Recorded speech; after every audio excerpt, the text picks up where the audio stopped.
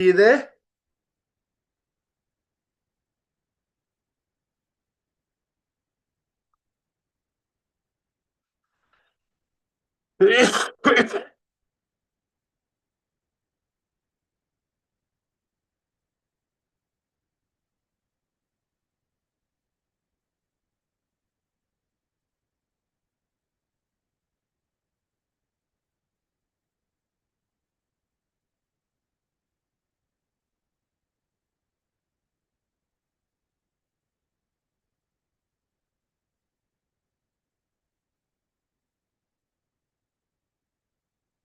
And it's trying to connect your audio.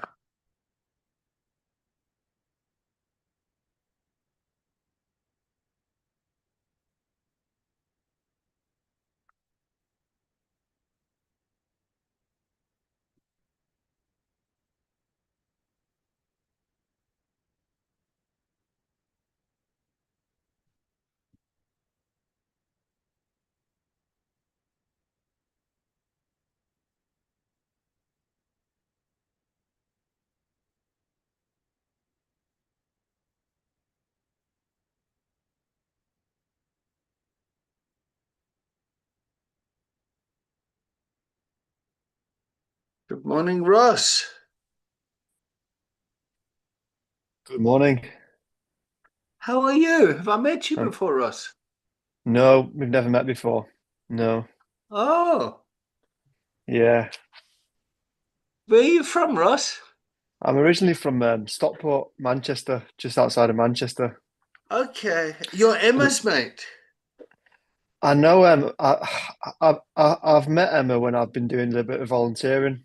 But I Great. don't Okay, actually I okay. can't really remember her, to be honest. I know Billy Knight. Do you know Billy Knight? Yeah. So Yeah. Ross, Billy, Emma. Okay, the chat. Yeah, so Billy put me in contact with Emma. Well, put All me in right. contact with you because I told him that I wanted to get into recovery coaching.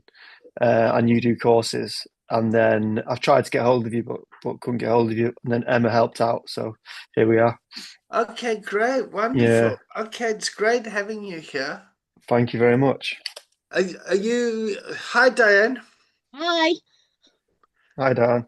hi, You Ross. Nice to meet you you. you look You very too. nice with your glasses on, Diane. Thank you. They're my reading glasses. My eye operations were a great success, Oh dear. Okay. so I can see for miles in the distance. Well, I can't see anything from my face. Okay. Actually, I can see you like that, but I'll put them on R- for now. Ross, how's your reading? Do you feel like reading the pre-recording consent? Yeah, yeah. Yeah. Okay. Why don't you read that? And oh, Craig. Who's Craig? Is that Dave? Yes. Craig Minnie. I've done the course with Leanne, or the 3 days. So you're going to see me all the time online here in the UK to get the coaching in. Okay. Great. All right. So Ross, why don't you read the pre-recording consent? Read Yeah. it out. Can you read it out Pre loud? of course, pre-recording consent. Before we begin recording, I want to make sure everyone is aware and comfortable. This session is being streamed and recording as part of the UACT LERO's mission to build recovery capital and challenge stigma. Your personal safety and comfort comes first. If at any time you would like your contribution or the recording deleted, please say so, and it will be removed without question. Please remember, take personal responsibility for what you share. This is an adult learning environment, not therapy, mutual aid, or a faith-based organization. If you are happy to proceed, please give verbal yes or use the chat to confirm you consent to the recording. Thank you so much, Ross. No problem. Oh, I'm dyslexic, so I hate reading things, and I get like a bit panicky. Same. I forced myself to do it. Yeah, no, thank you for your courage there. Yeah, Really, that was big for thank. me, that. Yeah, no, brilliant. What a great start. What a Yeah. great start. Okay, so I'm serious that this is people's safety is the most important thing here because we're working with lived experience. So LERO stands for Lived Experience Recovery Organization. And what the training is about is taking your lived experience and turning it into a professionalization of your story so that your story can be improved, can be used in organizations to improve treatment outcomes for mental health disorders, substance use disorders, things like that. So to improve recovery. Yep. And but at any time, this is Ross and Craig's first meeting as well. If at any time you want this recording stopped or it deleted, just say so and then we'll stop it. But the idea is to break stigma and world domination for me. So like we've got 31 subscribers on the YouTube channel, so I'm rocking up there. I'm like, 31 subscribers. Rock on. No, but no, I'm joking, but I really am interested in using technology in the spirit of Ubuntu to get information out there for everyone. Yeah, Nice. Yeah, definitely. Definitely. great. All Perfect. right. So we'll start with the check-in. We'll start by building the container. Craig, if you've already done the training with Leanne, you most probably have an idea of what we're doing here. Ross, stick around for a couple of classes, get a feel for this, and if this is something that you want to do, you can sign up and we'll take this forward, yeah? Definitely, yeah. All right.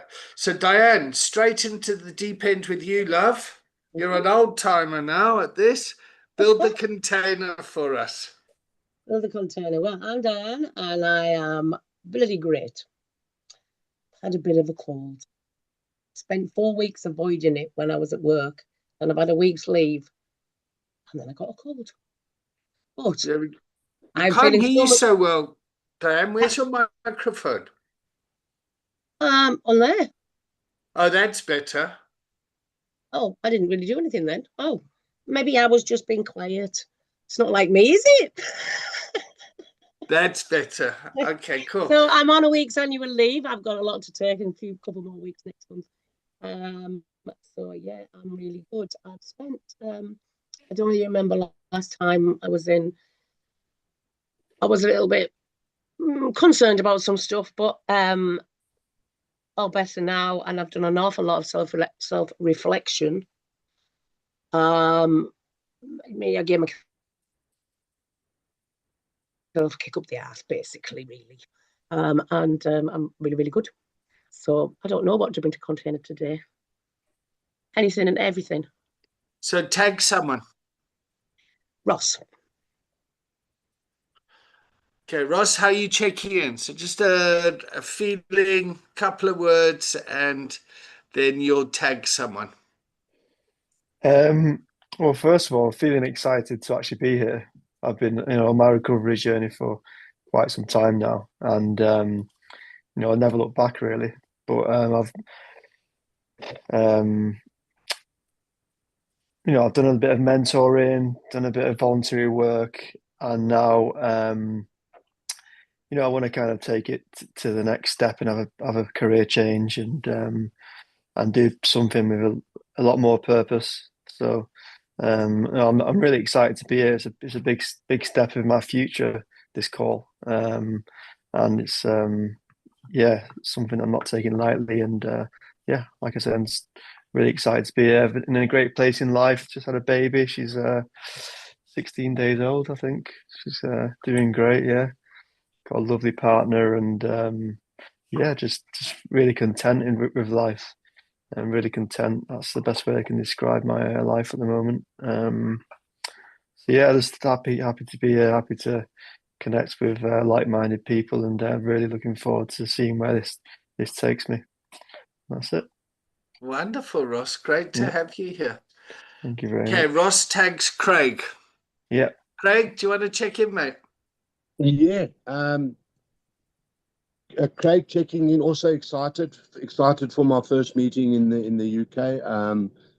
Feeling really grounded and motivated today. I've just had an hour session with a client over here. I'm sitting at a coffee shop, but out in the open, and just in a really good space. Dave, I'm an addict for 21 years. I've overcome my addiction, but the last 20 months of my life, I've had 14 and a half hours anesthetic, 3 life-threatening diseases. I had a sextuple bypass, and by the grace of God, I'm helping other people heal. So this is part of my journey.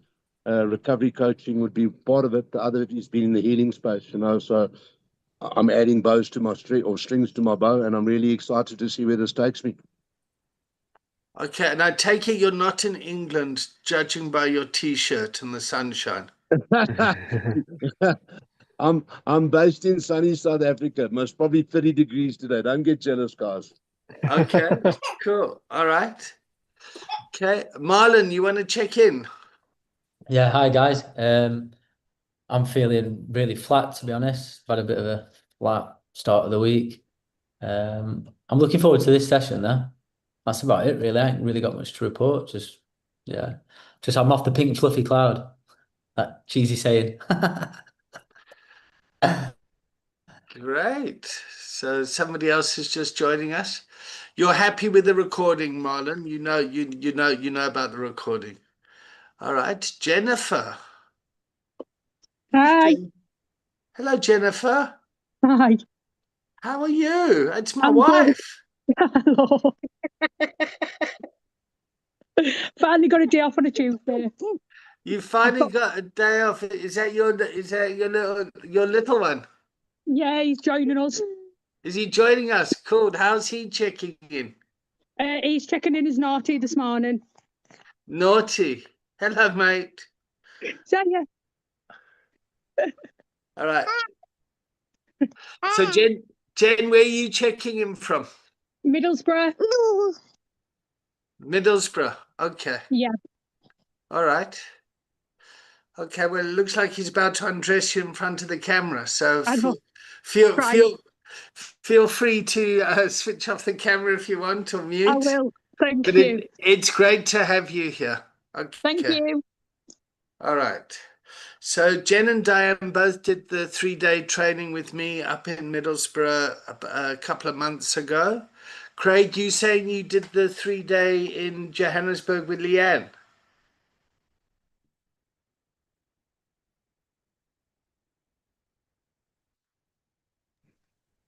Okay, you found. There we go. It's all right. Sorry, my screen's doing funny thing. Okay, I don't know. I've lost myself on the thing, but yeah. So I did the 3 days with Leanne. Loved very enlightening. Learned a lot. So yeah. And I did another 2-hour session last week Friday. Okay, Coaching. cool. All right, cool. So I'm just going to catch Ross and Marlon up with that as well. Yep. Can you all see the whiteboard? Yeah. All right. So the online training goes like this: is a long continuum of 20 weeks. Yep, 22-hour classes. That'll make a total of 40 hours of classroom time. So the first 4 weeks is about the conversation. Yep. And the symbol for that is a set of headphones. And that's the coaching conversation. So the first way we start is the framework on how to have a coaching conversation. And we start with the 3 C's. We check in, we contract, and we build the container. So we've done that now. We've all checked in. We're going for 2 hours and we've built the container. Yep. Then I'm going to ask, what's today's agenda? Yep. What is it that we're going to talk about? And then we're going to ask questions, open and closed questions. Gee, that's meant to be a cue. Fuck, it's not a very good one. Yep. And then we're going to listen. And we're going to listen at levels 1, 2, and 3. Listening level 1 is for me listening to respond. Yep, so it's reactive listening. Level 2 is listening to the content of what the person's saying and their body language and how they're behaving. And then level 3 is getting listening to the environment, to the relationship. Yep. And what we're listening for is needs, values, and purpose. To find out what the action is to move someone forward to a life of meaning and purpose. So you guys are all coming here to move forward, to learn about coaching, so you can take this out into your daily lives, your careers, things like that. Yep. So Ross came along, he checked in, he's excited. It's taken him quite a while to get here. He got in touch with Billy Knight, who spoke to Emma. He got in touch with me maybe before the new year started. He's come back and now he's finally arrived here. Yep, he's got anxiety. He had to read straight away. And it's like, oh my God, I'm here now. It's happening. I've just had a kid 16 days ago. I've just had a baby. I'm really happy in my life. I'm committed to this. I'm in recovery. Yep, from the start. And I'm looking forward to going on. Craig checked in saying that, he's also excited. He's just seen a client. Yeah, but he's been in recovery for 20-something years, but like 18 months or a year ago, not too sure, but he had like a triple bypass or something, another life-changing event. Yeah, Marlon checked in feeling a bit flat, checking in from Thailand.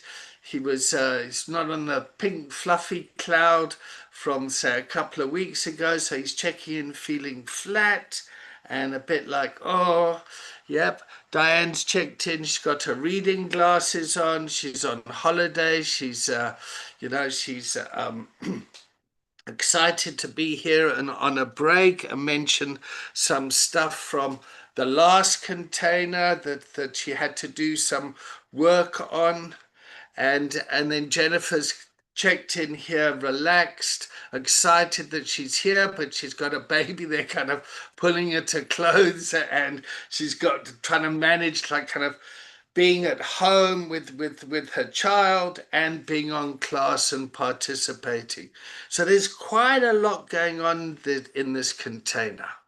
Yep. So somebody who's facilitating it, to holding this space, is to try and just kind of, well done everyone for coming here. Okay. Do you guys mind if I swear? Anyone got a thank fuck for that? Okay, because I just want to keep this as relaxed as possible. And the more relaxed we are, the better we're going to learn. Yep. And in a culture of addiction, you're always working in crisis, chaos, and conflict. It's a fuck up. It is a fuck up, yeah? And when we're in a culture of recovery and we're going into that environment to bring a culture of recovery and resilience in that environment, we've got to be okay with ourselves. Yeah, we're going into environments, working with an individual or a family or someone that is in a culture of adversity. Does that make sense? Yeah. So we got to get okay with the chaos. So we got to be okay with the fucking kids pulling our clothes off and making ourselves kind of vulnerable and that sort of stuff. Does that make sense to everyone? Cool. All right. So let's where should we start? Marlon, what's the flatness about? Are you all right to start a bit? Because you've been here, this is like your third or fourth class, yeah? I'm just trying. Well, obviously, I'm not trying to think about it too much. But I've just got honest and let you guys know, because obviously my face and my body actions tell 100, figure it out. So it's just better to say it from the start. But I feel like it's a bit of burnout, to be honest, because Yeah. I only left treatment 4 months ago, and it's, and I've built my structure on the outside of rehab, which I did a good job of, but then obviously getting asked to volunteer, interpreting that into it, then I'd not done that for a year and a half, and then so I was like, yeah, straight away, I'd love to, but I didn't think about like what that takes, in the sense of I've got a lot of energy around me, and I'm having to motivate people and also motivating myself at the same time, taking on a lot of people's, not taking on, but I'm listening. My job in there as a support worker and a volunteer is to listen, and share my experience.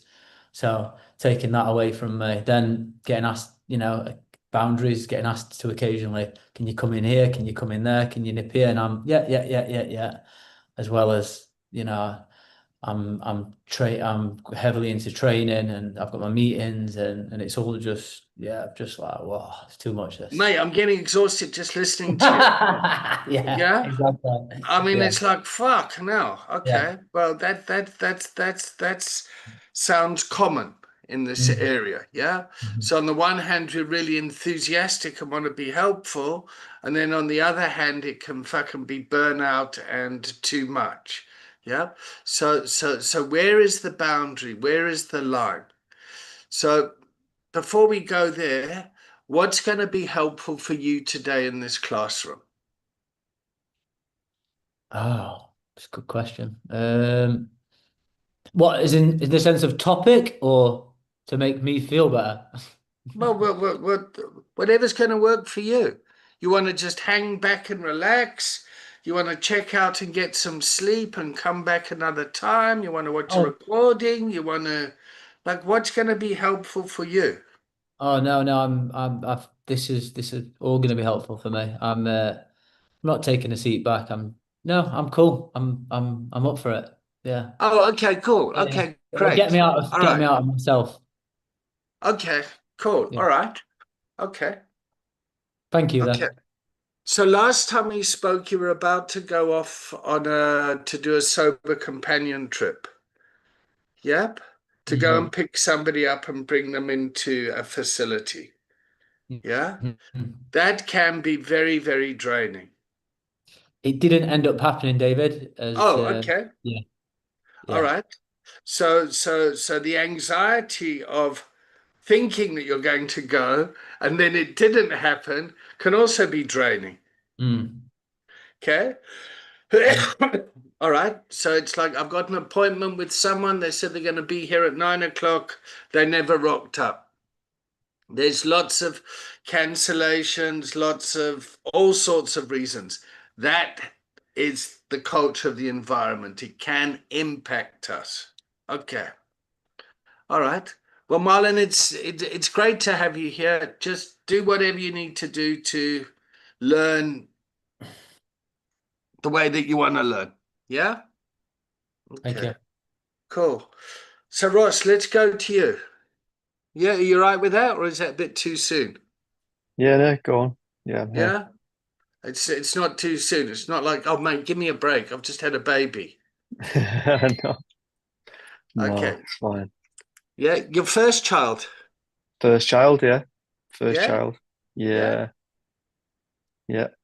Okay. Congratulations. Thank I, you. I've got 4 kids and 2 Nice. grandkids. Really? Yeah, so I'm like, oh fuck, I remember my first child. Yeah, Pretty cool, yeah. yeah. Everything's new, like everything's just That was a nice all the sight. simple things are just like so new. Like I was changing a nappy and like she's like stretching her arms out and looking at her arms, thinking like, I've got arms, I can stretch my arms. I'm thinking that is like the first time you ever stretched your arms. That's everything's a first for her, It's like the littlest thing, stretching your arm is the first time she's ever done that, and looked at her hand like, oh my God. Everything's just pretty cool. Yeah. You look pretty Pretty cool. excited, huh? Yeah, yeah. It's pretty yeah, it's pretty special. Yeah. Good for you. Mm-hmm. Wow, I get envious when I hear your story. Oh, you've done it 4 times. Yeah. But Yeah. 3 of them were born in the chaos, so I wasn't Oh, I yeah. wasn't really present like that. And Mm. yeah, but then to see you talk about and to sigh and see and to come out and stretching your arms and yeah. Are you okay to tell us her name? Have you named Yeah, her? yeah. She's called Ziggy Haynes McGibbon. So Ziggy Haynes Ziggy, McGibbon. yeah. Ziggi, Ziggy. Wow. Yeah, and then Haynes is my girlfriend's second name, and then McGibbon's mine. So we just like double-barreled the second names and have one first name. I'm Wonderful. trying to make it as simple as possible. Okay. So Yeah. welcome to the world. Yeah. Welcome to fatherhood. Oh, thank you. Yeah. What makes a good dad? I got this little analogy. I had a dad, but not necessarily a father. Yeah. So like I say like I don't know, like one of my little things is like be a father, not a dad. Like I think dad's just for me, my dad wasn't like a father figure. He just provided, you know. He wasn't present. He didn't, you know, ask how your day was or talk about emotions or want to, you know, he was supportive financially, but he wasn't supportive emotionally and didn't set a good example, which I think's important, you know. Okay. So I Is your think dad still around? I don't speak to him, but he's still alive. Yeah, he's still around. Yeah, All yeah, right. So let's just I just want we are recording this. yeah. So I just want to be sensitive to to to your relationship, whatever that looks like. Yeah, Yeah. it's fine. Yeah. Yeah. Are you good to carry on? Yeah, I'm happy. Yeah. Yep. Okay. All right. So just yeah, it's complex, huh? It is complex. It is very complex. Yeah, for me, like my relationship with my father, my dad, whatever you want to call him, um, you know, it's pretty sad, but sometimes you have to let go of things that aren't serving you, you know. Sorry, that's a doorbell. Um, yeah, sometimes you have to let go of things that aren't serving you, and you know was a very toxic relationship. Um, Okay. you know, didn't set a good example, made too many mistakes, didn't learn from them, and you know, I took the decision on to say, you know, enough's enough, and sorry, but I don't want a relationship with you anymore. Yeah. Okay, so you've set a firm boundary there as well. Firm boundary, yeah. Yeah. Okay. Yeah. All right. Yeah. All right. Craig, let's hear from you as you adjust your hair. How you got kids, grandkids? You finding the unmute button? There we go. There Yeah, you no, go. so I've got, thanks, Dave. I've got 3 beautiful kids. Hurt each one of them in active addiction. My consequences was my eldest one became bulimic. I didn't know about it. My son, I hung myself, and the following day was his 21st. So that I've still got, I've never been able to do the amend to him. He doesn't want it, but I've got a good relationship. And my youngest one, So sorry, Craig, what did you just say? You hung yourself? yeah, I attempted to suicide. I put 3 belts around my neck when I was in active addiction and pulled myself up on the shower. And Okay, yeah, wow. so, Okay, so you just dropped that in there. It's like fuck. Okay, so the yeah, container's no, gone hold on, there now. Wow. I'm gonna drop a lot. And then my little one, I was in psychosis for 7 months, and I thought my best friend and my boss were raping her. Meanwhile, she was living in Cape Town. I was in Joburg. But my relationships with all my children are incredible now. But let's go Okay. to dad. You know, we talk about, he was just talking about being a dad. I was obviously present, but I was also very absent when I was in active addiction. I was clean for a while for my children up to maybe 6 or 7 years old. But my own father impacted my life, Dave, in a big way. My dad was always there, but for whatever reason, my dad was a really successful man, ran a company, 7 divisions, 30,000 people. And for whatever reason, I never felt worthy. So I always judged myself and thought I had to live up to what he achieved. And then that was the one thing. And then secondly, not him. He never pushed me. It's just the way I perceived things. Everybody would introduce me as Derek Minnie's son, not Craig Minnie. I never had my own identity. And then the other thing is, I'm a big guy. My dad was a rugby coach, so I played rugby. And I really struggled to be vulnerable. I never cried for 30 years of my life. I played rugby, broken nose, broken finger, broken ribs.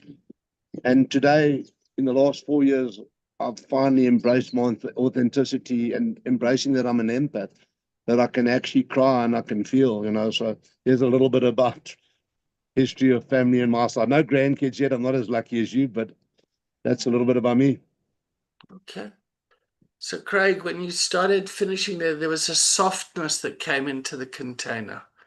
I don't know if you guys noticed it, but there was, all right.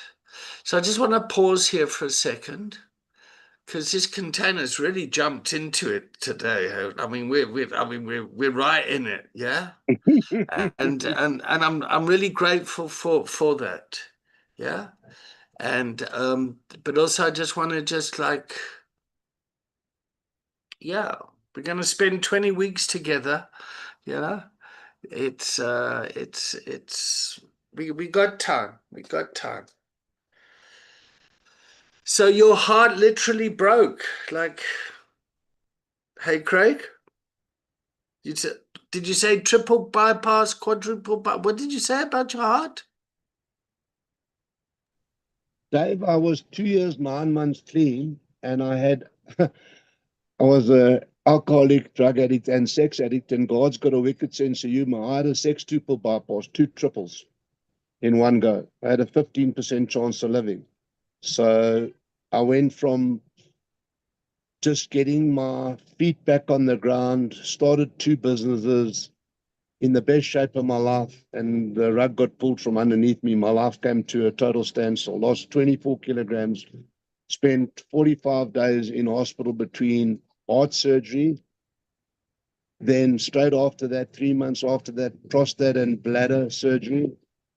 And then 5 months later, I had my thyroid removed and thyroid cancer. So I've been through the ringer. Okay. But recovery, thank goodness I had recovery behind me. And, you know, I'm on an incredible path at the moment. I've healed. I'm back in the gym. I'm in a good space. I've started working again. Okay, I'm so you're passionate. so you're safe and physically fit All and good good. to go. All good. Oh, okay, All cool. good. All right. Great. All right. Okay.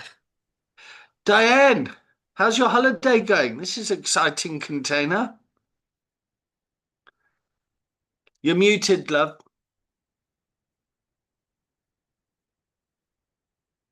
Glasses on, unmute. There you go. Mouse didn't work. Very temperamental, it's a woman. Sorry, that was sexist.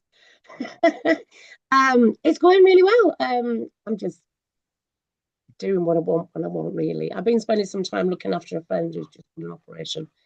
And she's not going through, she's not in a particularly good place, but she's okay, she's getting there. So really, I've been with her, but apart from that, bit of housework when I felt like it, watching TV when I felt like it, anything really. Just So what are you hearing from the container this morning? I'm hearing tough lives. Tough lives. There's a robustness, huh? There is, and some are doing really, really well. And when Craig was speaking just then, put me in mind of a bit of a car accident I had. And I might think, well, you're obviously on this planet for a reason, and that's why you're still here. And that's what I thought. Mine, I've got things to do, and you seem so excited about it. Ross just melted my heart when he was talking about the baby. So there's a lot of mix today, isn't there? And Marlon's not feeling too good in himself, and obviously I know we're not in a mutual aid or whatever, but we've probably all been where you are, and when you fall off that pink fluffy cloud, you hit the floor with a bang. But we don't actually go back onto the pink fluffy cloud, which is a good thing in my. But we pick ourselves up, you get on with your daily stuff, and it does come all right again. I'm enjoying it all because there's lots of different things coming in. Great. Jennifer?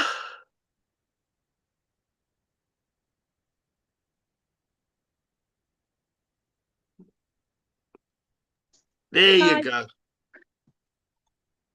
Yeah, it's nap time now, so I get a little bit of peace. I don't know how long, but yeah, I'm living in a bit of chaos this morning. I've got the gas safety check getting done, and then this, that, and the other, and your phone doesn't stop. So it's trying to navigate that, and then switch off and relax and have that little bit of self-care. Can find it hard sometimes. Yeah, this container's heavy, isn't it? It's nice to be here though. Yeah. So very lot of gratitude for being here. That fear of missing out, I think. I absolutely loved your training, and I learned and apply so much into my role now.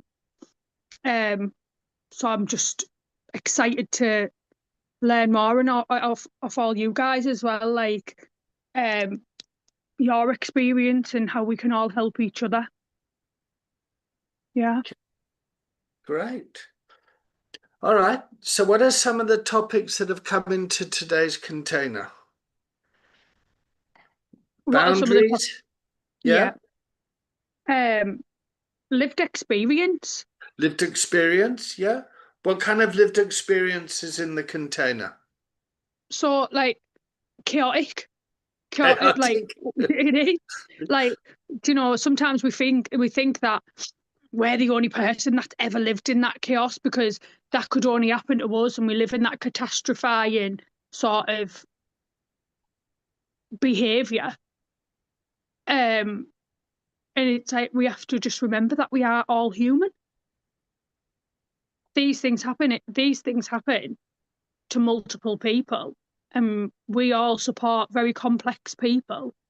I believe. I don't know what everyone else does, but I know that our organisation does. And this coaching training that we do, learning about these containers, helps us to not become them people who just go instant salvation. Are we going to solve it? Are we going to solve it? Are we going to solve it? Let the people sort of be in that chaos and just be safe. Okay. So holding people safe in quite an emotionally charged space without jumping in and being okay to support from the... Yeah. Yeah? Okay. Yeah. All right. And if I was to say, what are you feeling sad about? How would that land with you? The unknown. That's what I feel. That's what I feel, sort of a bit taken back by sometimes, is the unknown of the results, because I write myself off before I've even had a conversation with anyone. Okay.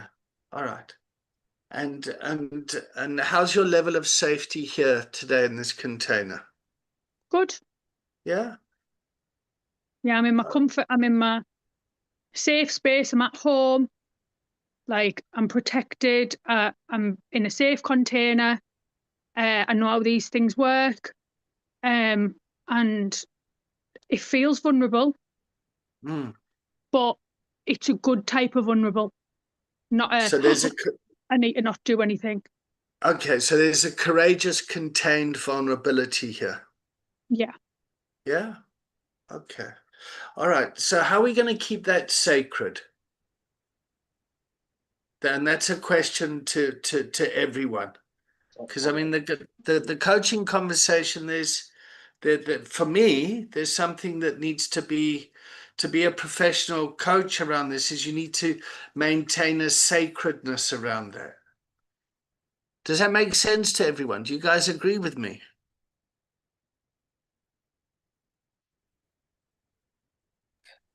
Sorry, could you explain that a bit more? I mean, So kind of. so you've all come here this morning. Yep. You've all shared put some big stuff in the container. Yep. And I want to keep it sacred.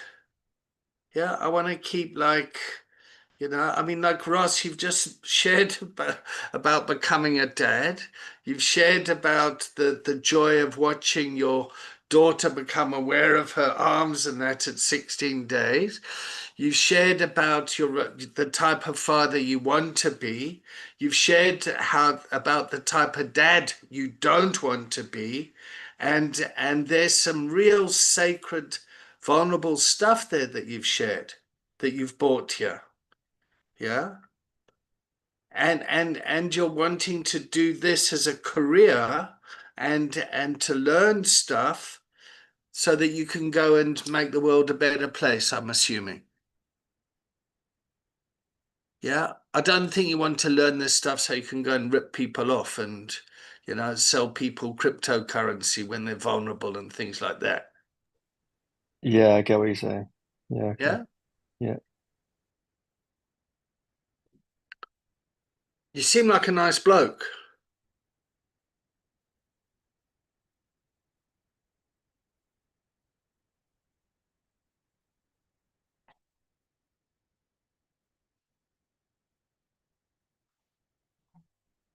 So what does sacredness, confidentiality, safety, that sort of stuff bring to the container? Because where I'm trying to get to this is with role clarity of what a coach is and what a coach isn't.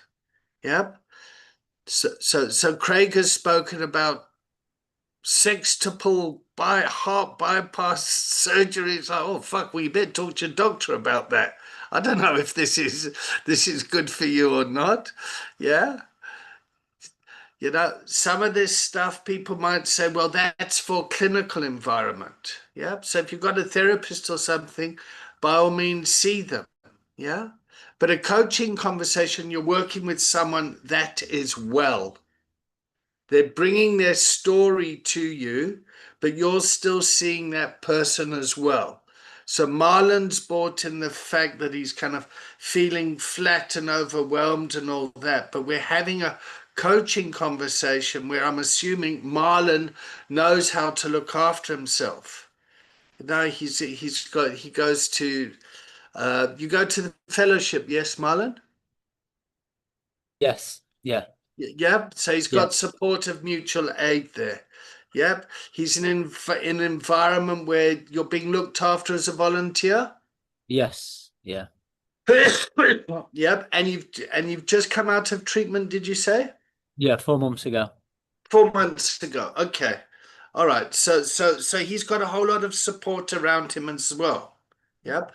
This coaching here is he's come to a classroom to learn a new skill. Does that make sense? My role here is to teach coaching. Does that make sense? Yep. Diane and Jennifer are both working with a lived experienced organization, Recovery Connections. Yeah. You were told to come on this training as part of your career development. Yep.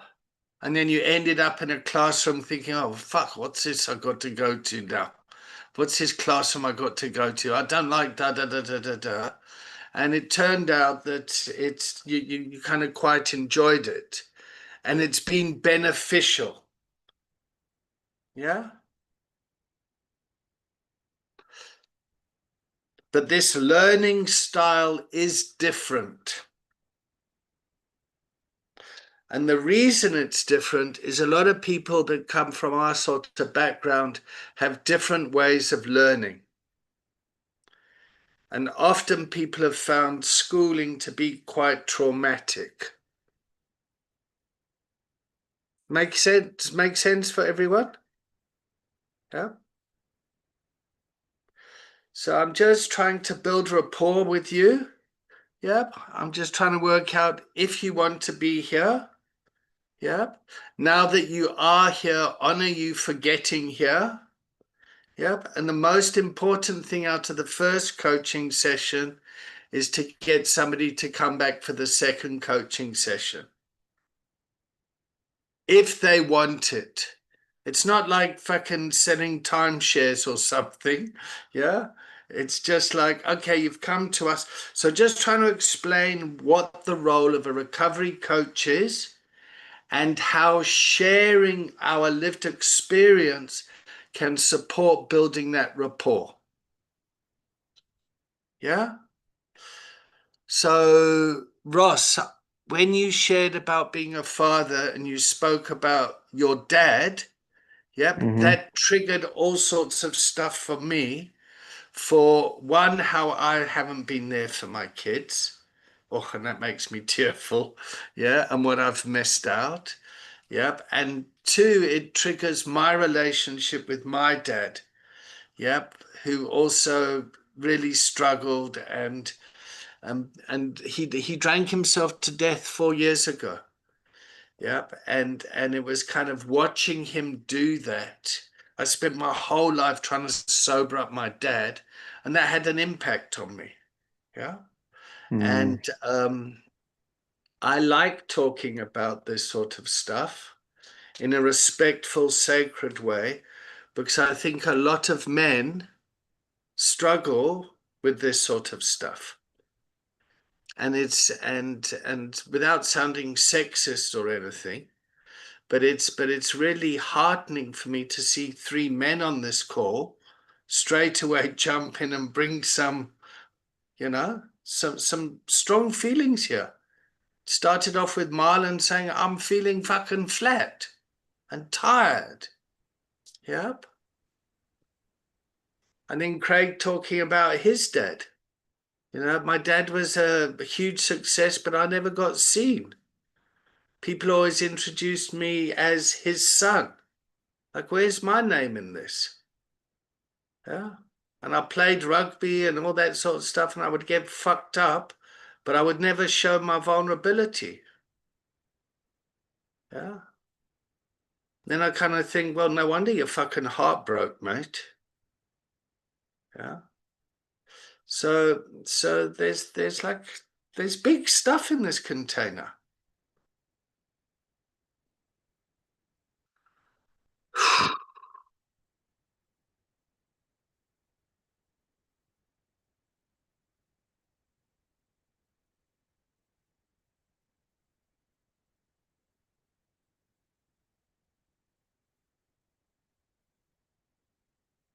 Diane, what would you say the feeling of the container is right now?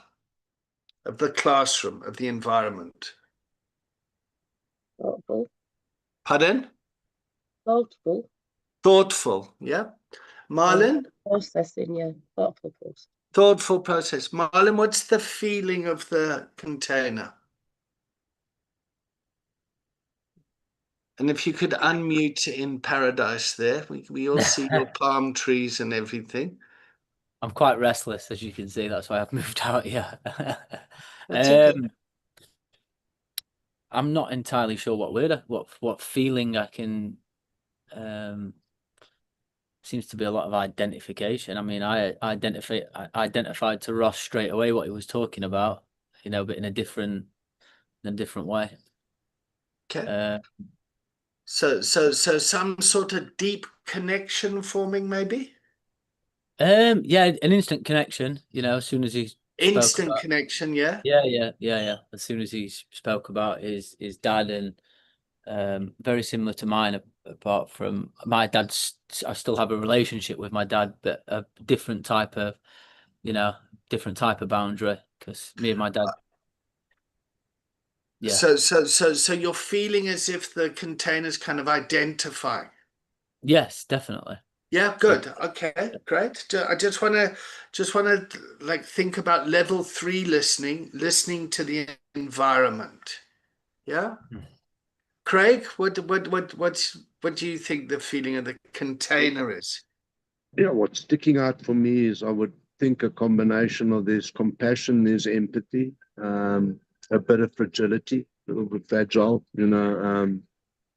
yeah, I think those are the main things that, and then there's still on the other end of the spectrum, a lot of people are still positive, and prepared to share even more on sensitive subjects. Okay. So there's a courageousness as well. Mm. Yes, okay, let's go, kind of. Okay, great. Okay. Jennifer? Yeah, I'm going to say empathy. Like Empathy, yeah. that vulnerability. I don't know all these massive big words that some people use. You're doing Um, great, Jen. Do not but that sabotage yourself as I'm you not. start speaking. But You're doing great. the the feeling of like openness to be able to like share, it's like become almost that like vulnerable, so that you can. It's the space where people can hold to be able to share that more and like your own experience and not feel like judged. Okay. So it's non-judgmental, Yeah, safe, and yeah, okay. All right. And you explained it very well. You used thank very you. big words. Ross, your dog's just joined us. Just looking in the camera there. What the fuck's going on here? That's Joy, that is. She's called Joy. Joy! Yeah, Wonderful. yeah. She's been life changing as well, actually. It's been a massive I don't know how to describe her really. She's elevated our lives, she gets us out walking and talking to people and brings joy to people's lives, not just ours. So it's pretty special. But I can relate to what everybody said there. Everybody's described this container in a brilliant way. I mean, probably for me, maybe just like safety and like respect. Um, Everybody's came out with triggering stories or triggering thoughts and feelings about where they are in life, where they've been. Um, you know, Probably a few regrets have surfaced, but that's part of life. And yeah, the acceptance of that from the group, and I've heard heard things from everybody that I can relate to in a certain way, and respecting them, listening to them, and taking it on board and learning and growing from that. Yeah, so it's been good so far. Cool. All right. It sounds like Joy needs to go outside for a wee. You know what's happened? My mother-in-law's just come in and they've gone into the kitchen to talk, and she wants to get in there to jump all over them, but she's just a bit crazy, so she's locked the dog in here with me. Okay. Yeah, that's it. All right. So why don't we take a 10-minute break? Yeah. And yeah. Jen, are you still vaping? Yeah? Is 10 minutes enough for you? Yeah. All right, cool. So let's come back here at 1 minute past the hour because we're all in different time zones. I can't work out where everyone is. But yeah, so let's have a break and yeah, thank you all very much. I'll see you in 10 minutes.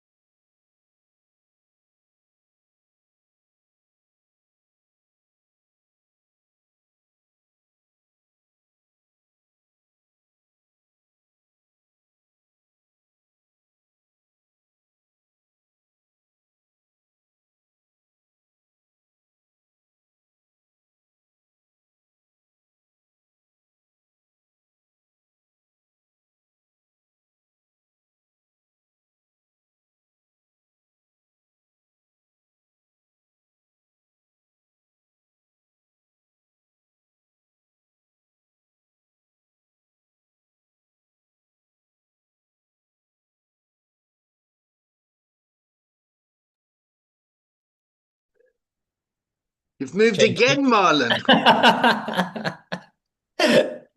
Musical chairs. That's all right, mate. Nice to hear you laugh. Pardon? Nice to hear you laugh. No, it's been hard to laugh. Right, so it's 1 minute past the hour. What time is it where you are, Marlon? 6 o'clock. 6 o'clock. Okay, great. I've And got is Thailand in one time zone? yeah. Yeah. Okay, so it's like the UK. It doesn't cut across a couple of time zones or anything. Yeah. I've got a sound frequency, big community sound bath to go to at 7:30, which is quite interesting. Oh, okay. Good. Do you like that sort of thing? The holistic stuff. Yeah. I'm gradually. You're not very convincing, I'll mate. be wearing my CA shorts there. Okay. Oh wow, there you go. You got CA shorts. Okay, cool. All right. Okay. So let's start the check-in. Do you want to start the check-in, Paul? Marlon. Yeah, I'm feeling still feeling a little bit flat, but I just laughed, so it made me feel a bit better. Okay. Who are you tagging? Craig. Thanks, Marlon. I'm feeling relaxed, grounded, and enlightened. Okay. Who are you taking, Craig? I've forgotten the names. You're going to help me. Dementia's real at my age. Okay, try Ross. Ross. Thanks. Ross. It's only because I can read them on the screen. Yeah, still feeling great. Yeah, no, I was feeling great. Looking forward to the future, and yeah, they're still excited to be here a little bit. When you get all this, all this information, trying to take all the information on, it's a little bit overwhelming and make you a little bit anxious, but no, I'm enjoying it. I'm enjoying learning and listening to people as well. It's been nice. Great. Ross tags Diane. Hi. I'm a bit more discombobulated now. I've just thrown my coffee all over my windowsill. Now, why did you do that? Yeah, of course I could, I think. There was a couple of swear words. It was a good job I was on mute. I wasn't on. I'm all right. I'm still thoughtful. I'm still processing what everybody said at the beginning, because I think sometimes I can lose myself in myself, and when I do some self-reflecting, it's sometimes like putting a bit of a wall up and think, right, you need your boundaries back, but then they go too far. So I'm still processing the first half for a bit, and looking forward to listening to the next bit. Great. Jen? I'm feeling productive. You look very productive. Making coffee, doing very well done. Yeah, feeling productive. I'm the type of learner that I can't sit still. I've got ADHD, so if I look like I'm not listening, I am. Yeah, It's when I got it. Yeah. So yeah, that's me. I feel productive. I feel like I'm getting stuff done. I'm learning. Excited. Yeah, what have you learned today? Everyone's human. Yeah. We've all got our own stuff that goes on, but our main goal is just to be better people and support people like us. Okay. And what's your current role? Are you still working at Recovery Connections? Yeah, I'm a housing support worker, which means 24-hour support for people who are in treatment in what's called a prehab. Okay. So it's step before you go to rehab. A lot of our residents are on like scripts and on reductions, and need in very, very early recovery. Okay. Right. So they're in that stage of recovery where they're still using substances, but they're using substances with a different mindset. They're using them with like in a recovery mindset. So we have there's rules and regulations. Hate that word. So there are boundaries in place for safety. Boundaries. There will go. Yeah. There's boundaries in place, and there's sort of what's called, or what we use the word, free time that the residents can have. And if they choose to go out and misuse substances, it's a conversation that we have as to why. So they're challenged healthily as to why when they work in a recovery programme. And it's 24-hour support, lived in. And we have these like coaching one-to-ones with each of the residents. So I just want to say how impressed I am with the role that's made available. Yeah. I think it's really, really, really important. One of the challenges with working in this environment is a lot of the stigma and opinions that lots of people have. Yep, and each person's journey is different. Yep, and meeting people where they're at in a humane way is commendable, I feel. Yeah. And what influences my thinking is that is my own kind of lived experience. Yeah, and my own journey was quite traumatic. I'm just trying to work out as I'm telling this whether I really want to go there with the story. So I think I'll leave it there for the moment, and just try and work out if that's going to be beneficial for the container.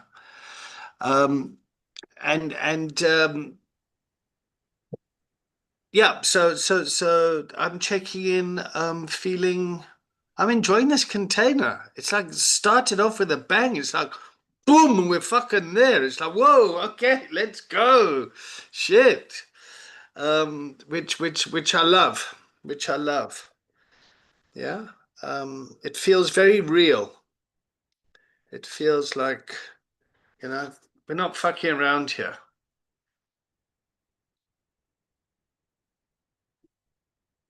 So the reason that is saying 167 recovery, it's a project I'm working on here in London.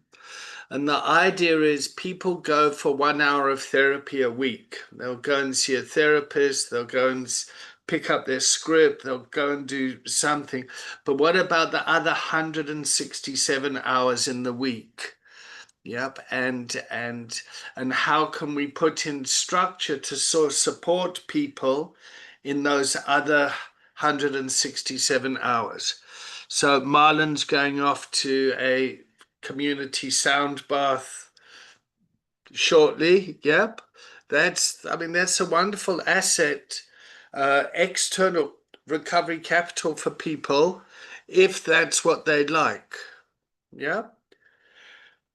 But there's an external resource that say, okay, well, you go see your therapist at this time, and there's this at this time. Yep. So what other external recovery capital resources are available in your area?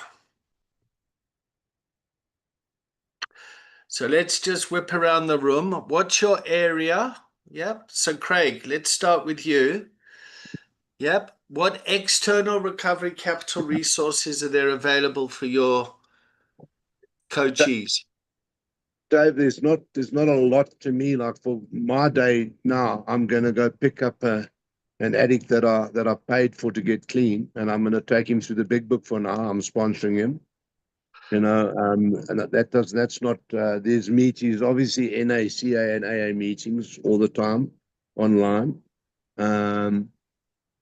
Yeah, there's lots of activities that are organized by, in other words, like games evenings and stuff where addicts can go to, things like that.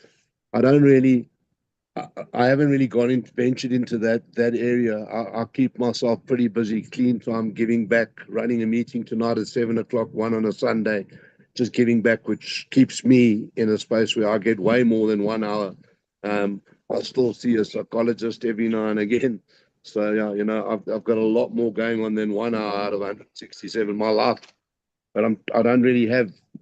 I know professional people that are out of our realm of area of expertise for addicts, but I don't really know a lot for them to do in South Africa. All right. So let's just have a conversation around this, if you're all right with that. Yeah. So if I heard you correctly, your words were, I've just paid for an addict to get clean. Yeah, I helped a young gentleman that didn't have the funds to Okay. pay for him for 8 months of treatment. 8 months. And- Okay. So you and- supported someone financially to go and get treatment for substance use disorder. Correct. Yeah. Okay. Correct. Okay. That's very kind of you. Yeah, Dave, that's one thing that South Africa lacks in a big way. We've most probably got 12,500. You would know the numbers maybe better than me. I think 12,500 private beds, but from a government perspective and the average man in the street that doesn't have money, there's not a lot out there. Yeah. So a lot of and then a lot of these people get 1 month of treatment and they go back into an environment where they've got no choice but to steal, lie, manipulate, and go back to their old characteristics, and they get pulled straight back into addiction. So at one stage I wanted to start a sort of foundation where I go and present at corporate level to get money, but the problem is corporate social responsibility in South Africa. They all work on a affirmative action scorecard. So only 1% of the taxable money, and you're competing against people that funding for feeding schemes for people with AIDS, and if I say for 180,000 Rand, I can fix I'll try with 3 addicts. But if I get one right, I get that 60,000 Rand. So I get one right. How many people can you feed for 180,000 Rand? How many people can you help with ARVs for 100? So it's a very different. So I left that alone because it's just Yeah. a really crazy. That makes a lot of sense. I support that. But I Yeah, just want to go back to your enthusiasm to wanting to help. Yeah, that's the and do you sponsor people as well? You sound like a 12-step. I am 12-step, Dave, but I've gone out of that. So I do go to 12 steps. I do CA. I do spot 3 or 4. I normally have 5 or 6, but 3 of them don't actually come and don't follow through. You have to chase them. I give back a lot. I run 2 meetings a week. And then I'm counseling or coaching some people. I've been coaching for 2 years without any qualifications between 6 o'clock and 11, 12 o'clock at night, helping people, that don't have money. That has been how I've got my passion for actually helping people. Okay. All right. So personally, I identify with a lot of your story. Yep. And I remember my first job I got in Joburg when I arrived there. My first paycheck, I got such a fright for getting paid. I thought, fuck, I better put someone in treatment. So I paid for someone to go into treatment because I I was just like, oh my God, this, yeah. So, and I was just filled with lots of gratitude around that. And yeah, I'm very familiar with the environment, yep, and the disparity, yeah, Mm. and then the stigma of going to try and bring sustainability to help people in the CSI space, the corporate social investment and responsibility. You're competing with people that are hungry and, you know, got bloodborne viruses and things like that. So that's an incredibly hard sell. 100%. And just so everyone knows here, we are a public benefit organization started in South Africa that has a Section 18A status. Yep, and that's why we focus on training people with lived experience so they can go out and improve treatment outcomes. Yep, so that's the strategy of this organization. Over here in the UK, yep, we're a KIC, a community interest company. Now, the UK is a very different environment. They have the NHS, and there's lots of substance use disorder. There's lots of mental health. There's housing challenges, and in particular, Middlesbrough, yeah, where Recovery Connections have really taken a systemic approach, trying to hook up all the different services to improve treatment outcomes. So where things used to be siloed, so you can't get housing until you come off the drugs, and you can't come off the drugs until you get this, and you can't get this because, so it was very siloed. Yeah, and the silos didn't talk to each other, and people in the UK would go off into the criminal justice system, and they'd leave the criminal justice system and they'd go out into their community, and there was no kind of guidance. So it really creates this revolving door syndrome, which is happening across the world. It's just the stories are slightly different. So in South Africa, it's 3 weeks of treatment, sort your shit out, and you go back to the same environment that caused the problem in the first place. Yeah, it's exactly the same here in the UK. It's just the environment's slightly different, but fundamentally it's the same. And this is where Jennifer's role is so important, because what she's doing using coaching is preparing people for the shock of getting into recovery. Okay, I'm going to say that again. Preparing people for the shock of getting into recovery. And what I mean by that is people that like you get an identity. Yeah. So I'm okay to use language like I was a fucking junkie crackhead because I was a junkie crackhead. Yep. I'm okay to call myself that. Yeah. But that doesn't mean it's okay for somebody else to call me that. Yep. And I had my kids taken away and put into foster care because of that. Yeah. They came. The system came and took my kids away. And my rights as a father was taken away. And my dignity and all that stuff was taken. So the humanity was taken away from me. And ultimately, I was very unwell. And they needed to be taken away. So it's a proper fuck up. Yeah. And then when I got into recovery, it was such a culture shock for me. Yeah. Because this person of who I was, this identity was shattered. So no longer am I David the crackhead. I'm now fucking Captain Recovery. Yeah.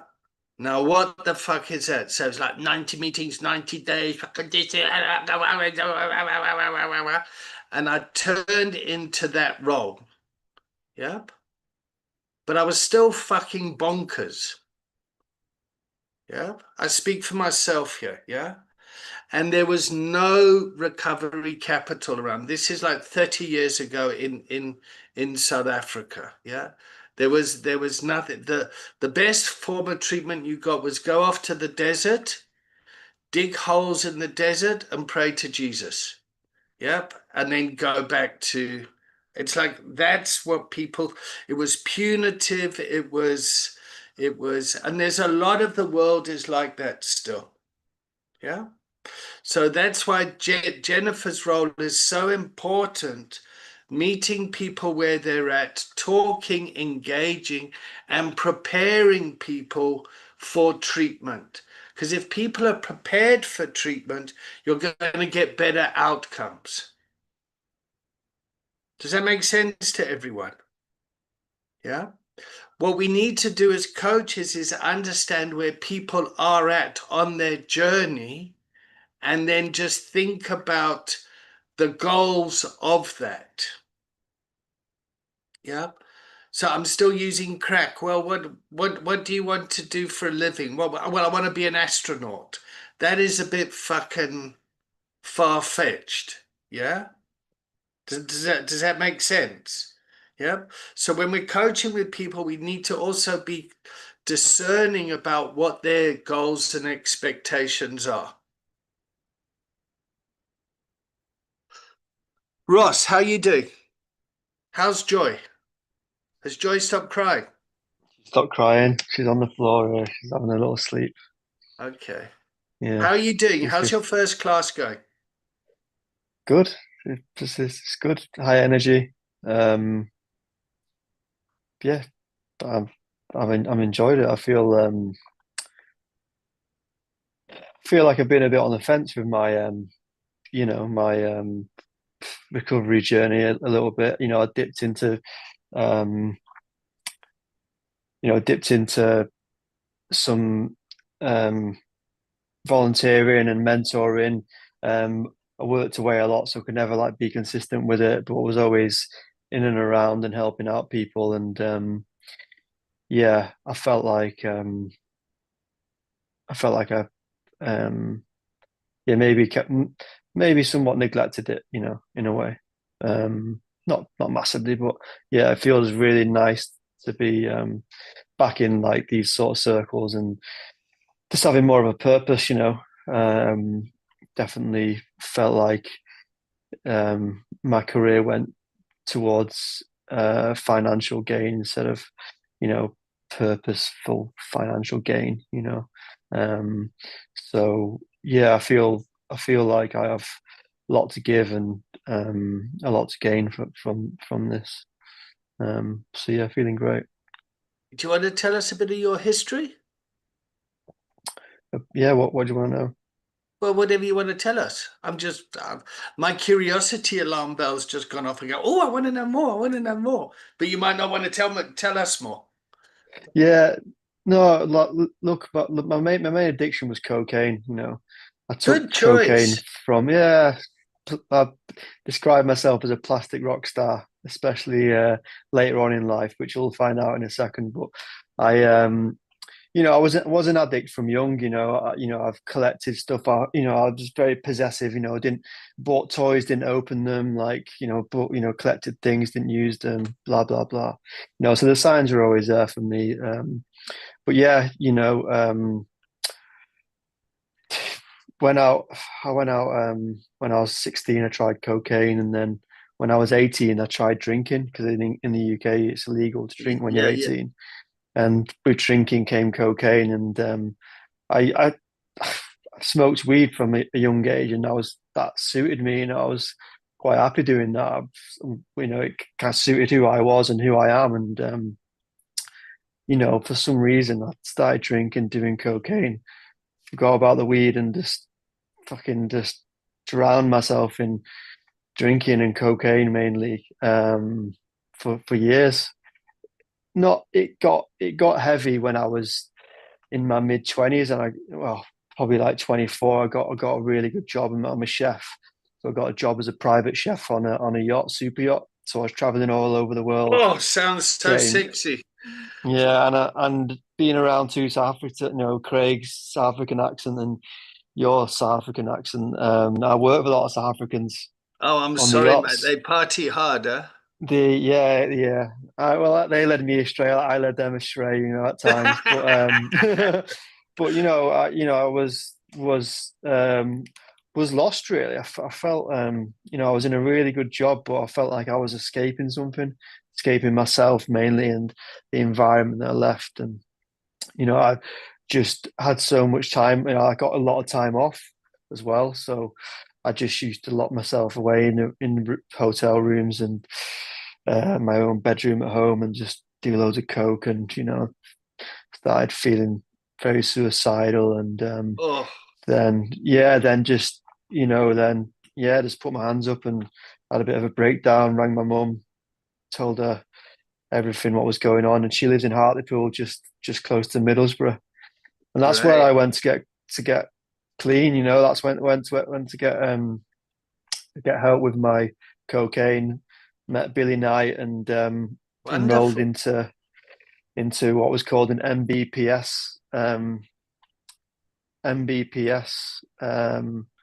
sort of recovery program. It was like an open rehab, and it had like this structure where they worked around the neurological, biological, sociological, and psychological. That's what the MBPS stands for, and they kind of like had all these classes through the day. You could attend them. You didn't have to. It was like a timetable. Classes run for like an hour and 2 hours. There was few classes in there which I ended up taking over and teaching people food and how it affects the mind and body and blah blah blah, and learned a lot about holistical therapies and became a auricular acupuncture therapist. Don't know if you know anything about that, but that's great for the mind and helps people out with addictions. I still certified to this day, and that was like my journey really of drugs and addiction and mental health and suicidal thoughts and close to wanting to end it all for myself and just not accepting myself for who I was, trying to fit in all the time. And slowly fell in love with myself over that recovery program and accepted myself for who I was. And here I am now trying to And how old are you move now, forward. Ross? I'm 35, Okay. 36 in March. So yeah, I gave up coke March when I the? was 27, March the 8th. My son's the 5th. Sorry. I Oh, just, close. Yeah, yeah. close. But yeah, and then I kind of got sober from cocaine and alcohol, and went back into yachting and went back as Oh, a private chef. Took close to a year off, got the help I needed, and I wanted to go and experience this amazing life I've been living with fucking clear vision, actually be present and see all these wonderful places for what they were and smell that fresh air and, not head to the nearest bar and try and source the nearest dealer out, which I was become a bit of a professional in that, it didn't take me long to source what I needed wherever I was. Which is sad, but true. very resourceful so people, huh? very resourceful. Yeah, very resourceful. But then, I went back doing yachting and traveling the world, and then I came. I just always felt like this was my calling. I obviously volunteered and got got the experience there, and I always knew that this is what I wanted to do, and it was just a matter of time. And I kind of was doing it for the money really, and that didn't. My mental health dropped a little bit, and a lot really thinking about it. It was just the money was kind of keeping me going, and the travel and the excitement of that was keeping me going, but the purpose wasn't there, and that is really what I need to fulfill myself and be happy within myself, and so on and so forth.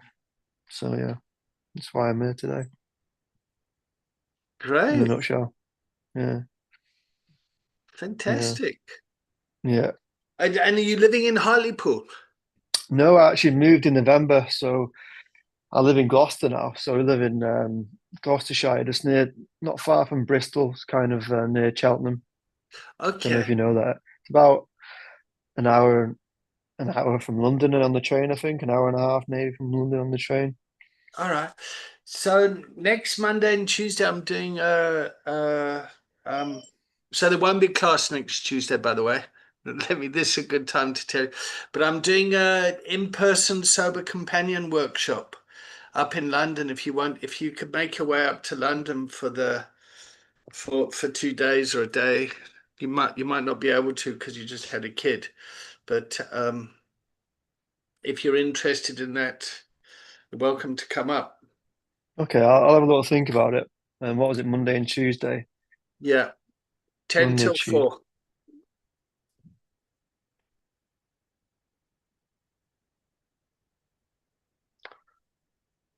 Yeah, okay. See what I can do. Have a little think. All right.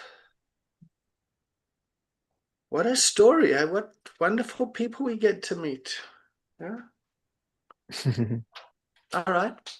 So where should we take the container now? We got about 20 minutes left.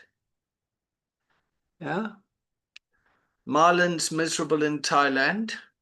Yeah. And Ross, when he was talking about traveling the world in a super yacht, is a bit like, oh fucking it's amazing how these stories sound really good, but when people are there, it's not exactly what it's made up to be. Yeah, sorry. No, don't be And that sorry. that made me feel, that made me just brought back something that I really struggled with over the years, really, like knowing full well I'm in a great position in life, seeing amazing things, great salary, doing something that I'm passionate about, cooking. I love cooking. I've trained well in it and got a good career. Deserved to be in that position that I was in. But I just felt, I don't know, I just felt really, really guilty at times, Yeah. really not like, what do they call it? Something syndrome anyway. But yeah, I Imposter just felt syndrome. something like that. Yeah, I'd say a little bit of that, but just like yeah, I don't know. I just felt sad really, and I felt sad that I was in such a good position that I felt sad. Does that make sense? Yeah. I felt Yeah. so sad that I was in such a good position, feeling sad. That kind of hurts really. Yeah. And it Yeah, becomes incredibly lonely.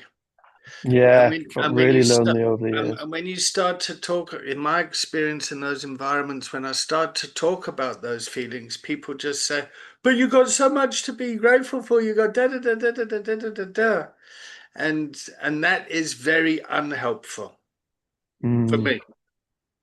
Especially when I like, explained my job and everyone was like, "Oh my God, is that what you're doing?" I'm like, God, if you only knew like what I felt like inside, you wouldn't be like saying that sort of thing. And that kind of hurt, that I wasn't able to take that sort of pride in where I was in life and what I did have. Do you know what I mean? That hurt over the years really did massively, especially when people found out what I did. It was like, wow, and I'm thinking, not wow, like I'm in bits here inside, but I just didn't know how to like say that. I didn't know who to turn to and how to even say it. Like it was difficult, but got there in the end. Got there in the end. Well, I think you've said it very well here. Mm. Yeah, I wish I was able to voice this years ago. It would have helped me out, but I wasn't able to for whatever reason. Wasn't able to. Took the hard route. Got there in the end. Yeah. Okay. All right. So what external recovery capital is available for you in your area? I need to research it. I know there's going Great. to be some sort of joy. I know there's going to be some sort of some help out there for sure around here. Some are checking meetings and things like that. But I've actually not got round to kind of doing that yet. I moved down here. I've been here for like 2 months now. Okay. Yeah, I've not looked into it really properly to do that. Yeah, yeah, Okay, great. So can we give you that as homework? yeah, yeah, yeah. Yeah, Good one. That's a good one. Yeah, yeah, great. All right. So we've heard from Jen, Craig, Ross. Marlon, you want to tell us a little bit about your role? What capital I've got here? Yeah. 7 face-to-face meetings, NACA, AA. In fact, Yeah. and there's SLA as well. What's There's SLA? sex, love, and romance. Oh, yeah, that one. Yeah. Okay. Yeah, there's a couple of them knocking about. Knocking Um, about. um, there's a lot of donation-based. They're called that like part. There's like a big Zen community here. So like facilitators that have been practicing Buddhism for many, many years do wisdom talks. Okay. So I'm part of a group where like every day there's different donation-based things to go to. Yeah, like there's a lot of retreats. A lot of them is it Vem? I can't pronounce it. Passa, some like like Vipassana. yes, Vipassana. that's the one. That's the one. Like 7 day, no talking meditation retreats. There's day sessions. The community, the recovery community I'm part of, there's we're in a big WhatsApp group, and there's for instance today, played paddle tennis. We've got a big paddle community, people in recovery. Everyone's in recovery. It's beautiful, to be fair. I'm very lucky in the sense I can nip into the treatment center I went to when I'm not on shift and go in, and I can use some of the program there. Like in the morning, they have a meditation session. They have yoga. I can go and do yoga, meditation.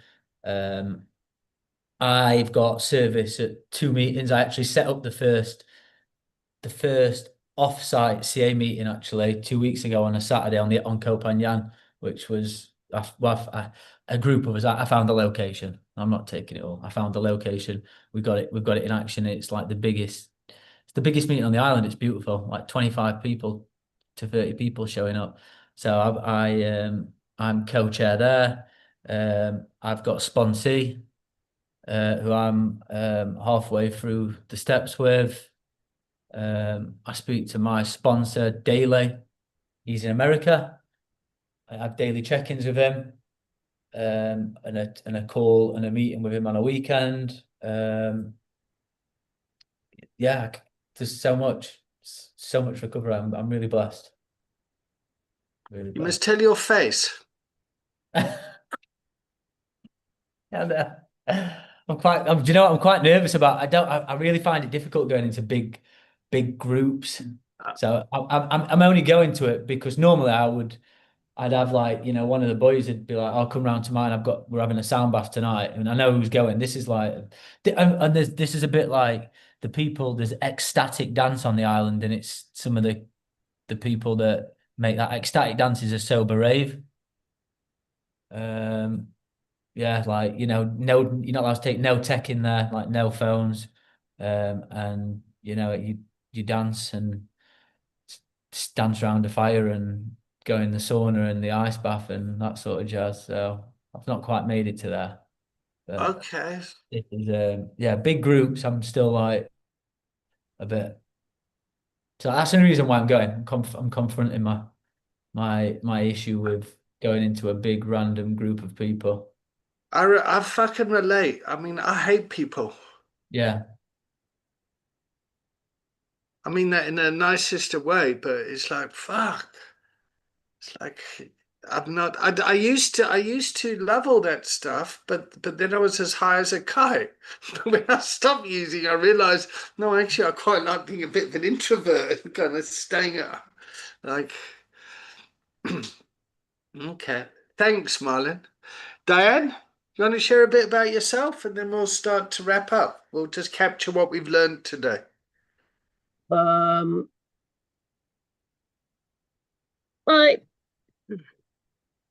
My journey into drinking was quite short. It was chaos, but it was quite short compared to some people's. It wasn't a lifelong thing. And it was messy, but not that messy that I actually lost anything. They were all big yet, so I was very lucky that I found recovery when I did.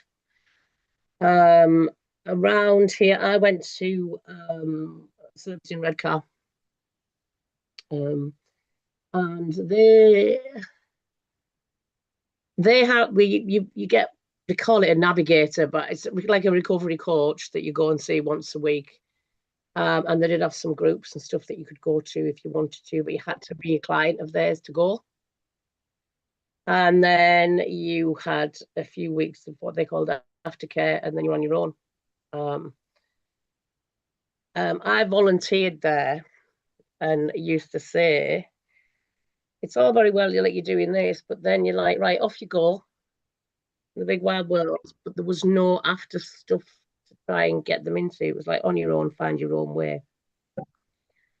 Since then, Recovery Connections has joined them. So they work together, and there's a lot more stuff going on. So now we have the benefit of going to this all the mutual aid meetings, AA, CA, NA, SMART. There's sound baths, there's gym, there's women's groups, men's groups.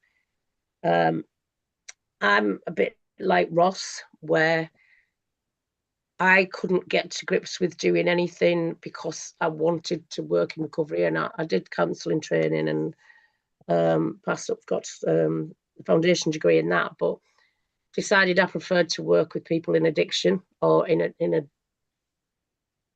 just out of addiction, recovery, basically. So that's where I am now, and that's how I managed to get this, how I fell into this job, really. I went for another one and didn't quite get that one, but they rang me and asked me if I want the one I've got, and I love it most of the time. It's stressful, but it's not as stressful as Jen's.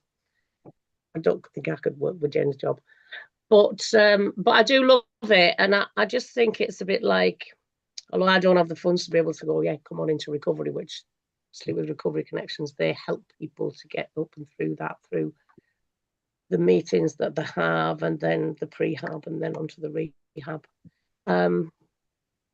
I just feel like I'm giving such a lot back for everything that I had. So there is quite a lot of groups going on around, and there's a lot of people where we can ask, and people can come and ask, do you know where this is? Do you know where that is? There's also a few CAFs and stuff going on, like charity CAFs, Pay It Forward CAFs, where a lot of people do meet, so they have that connection as well as within services. Mine's mainly through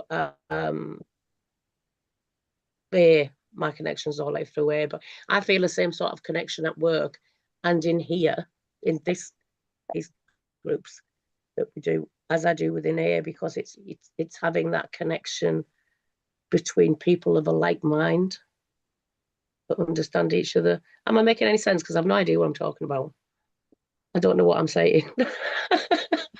So you're making a lot of sense about what you're saying.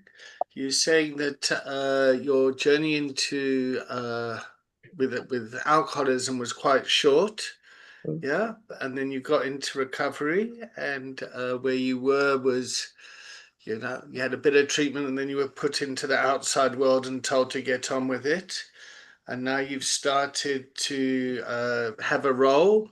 And the organization that you're with has hooked up with Recovery Connections. And there's that asset-based community development stuff, Yeah, where people are coming together and uniting around what's going to work for a common problem, for want of a better word. So yeah, it's linking up resources to see how can we work better, as opposed to a siloed approach. And your role there as a recovery navigator is helping people to navigate through the complexities of all that stuff. So like Marlon has just said, you know, I still get really overwhelmed about people and big groups and that. I'm fine with a sound bath, with a small, but this big thing and this what's it, ecstatic raving or extreme rave, whatever it was called. Yeah. Is now Marlon's got the internal recovery capital. He's got the voice to say, oh, I'm overwhelmed, da, da, da, da. He can identify his feelings and talk about it. Yeah. Ross has got the internal recovery capital to say, you know, I was living the life, but I was fucking miserable. There's a lot of people out there that don't do that. So that voice sits internally. Yep. And being a recovery navigator, yep, you'll understand what the person you're navigating might be feeling, but are unable to say. Mm. So one of the things about listening is that level 2 listening, to just kind of listen to like kind of body, how you doing? No, I'm fine. Yeah. You know, when actually they're not fucking fine. They're fucking overwhelmed. They're just coming off. They're fucking coming off the crack or the fucking smack or whatever it is, or fucking rattling like that, and they're completely fucking overwhelmed by the environment. And yeah, your role is to kind of help, support, and navigate, and to be with. Not to medically diagnose. Oh, it sounds No. like you're going through alcohol withdrawal. What you do is there. Do you know what I mean?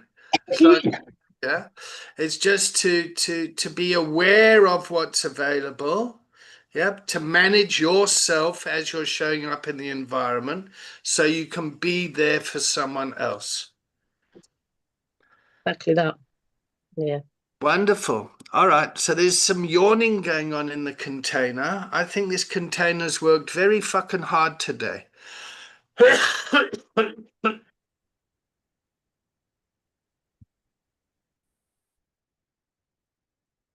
And I'm coming off a flu. So let's start the checkout. Yeah.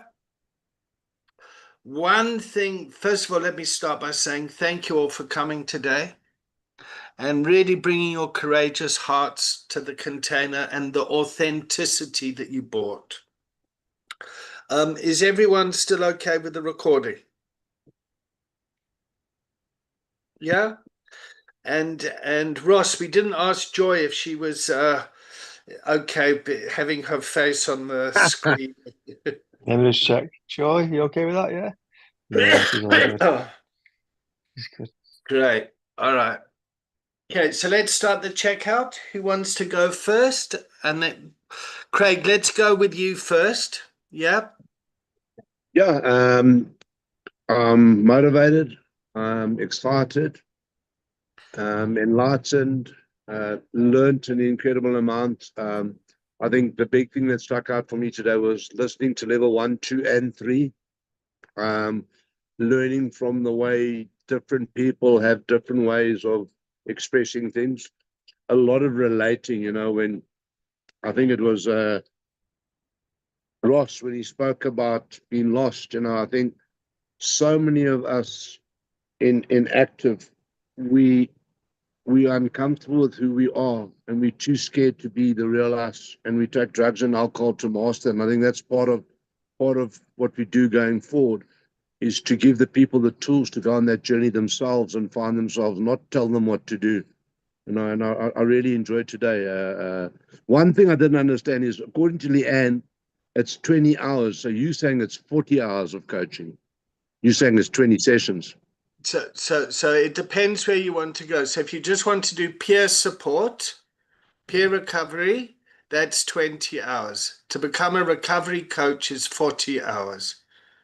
To become a systemic wellness practitioner is add on another, that's 60 hours. Then there's 40 hours of being there's 50 hours of giving coaching to people. Yep. And then there's 10 hours of being coached yourself. Yep. And that gives people a good foundation in this role. Yep. Thank you.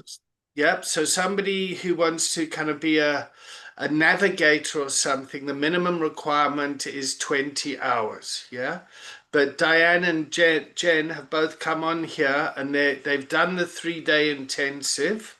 Yep, they would have been given the online material to go through, and they work in an organization that is skilled up for that. And now they're choosing to come to these classes to become certified recovery coaches.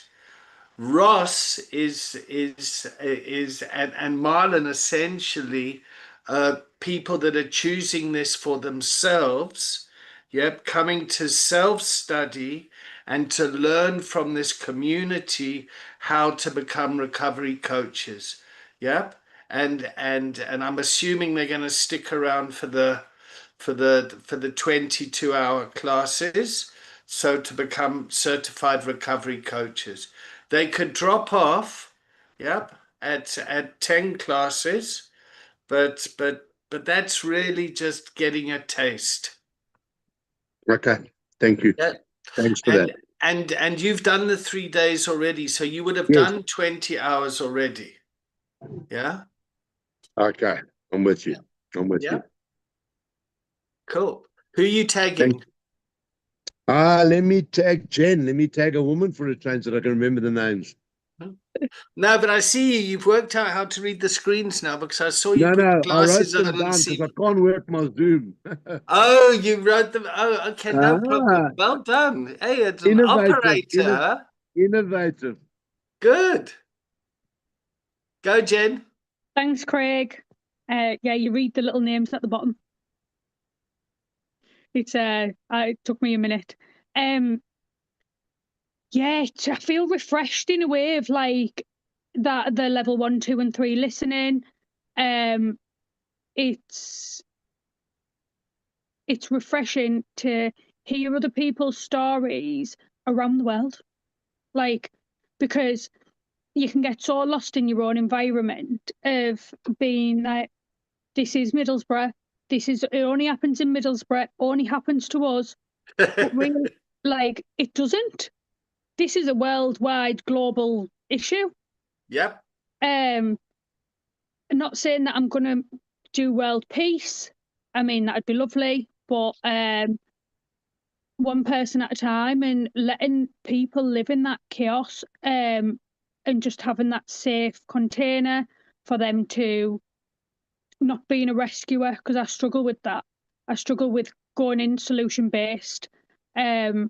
What this coaching training and the 3 days intensity training taught me, which was one of my goals, is to listen, learn, and then respond, rather than listen a little bit, respond about that. And with being neurodivergent, it's sometimes really, really, really hard for myself to go before I respond to someone. But the job teaches me, with very, very complex gentlemen that we look after, is that they don't need that. That's not them. Every single person is different, and every single person doesn't necessarily need coaching, but supporting differently. It's mega intense, mega chaotic, but with the right support, people find recovery. And that recently, I'd say in the past year, I found out not only a lot about myself, but like being in recovery and being lived experience, but just how much support there is around our area and how many organisations there actually is, and it's massive. It's just not known, or I didn't know about it. So I'm checking out again with gratitude. Can't wait for like the next session. Wish I could come to London. I can't. Really sorry. But like, yeah, mega excited about the next session. Thank you. Who are you taking, Jen? I'm going to tag Ross, please. What was the question again? Sorry. We're just checking check out. out. What, Oh, Yeah. okay. Yeah. No, it's been really refreshing actually being around you guys. Definitely. Yeah, it's been really refreshing. I'm going to take on board what a lot of you guys have said, but especially looking to recovery capital in my area. It's been really nice actually listening to what Marlon's got going on around him, because I think that is quite difficult when you get sober, is to kind of find those sort of enjoyable social circles where you can be different and you can get stuck into things that's new to you, like your sound baths and your meditation and your yoga and things like that, which aren't really kind of I